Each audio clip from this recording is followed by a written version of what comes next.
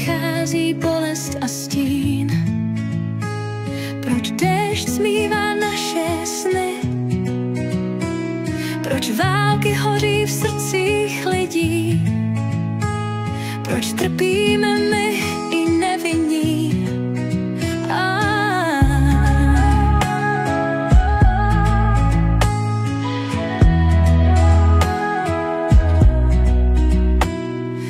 Bůh nám dává cestu najít, ne vždy lehkou, ne vždy jasnou. V bolesti klíčí naděje skrytá, v temnotě roste plamen krásnou. Každá slza nás blíže vede k lásce, která léčí rány.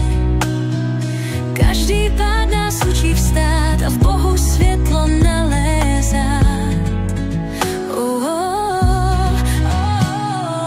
Nemoc nás učí vděčnosti, že každý dech je velký dár. Válka nás volá hledat mír a bolest v srdci není zlá. Maria v lásce drží nás, její náruč je útěcha v tmách. Každý nářek slyší v nebi, s její něhou strach se ztrácí.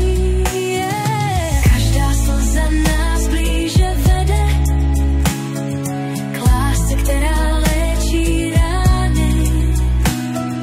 Každý pád nás učí vstát a v Bohu světlo nalézat. Tak neboj se, když přijde stín, za temnotou vždy svítá den. Maria chrání každou duši, její láska je věčný sen.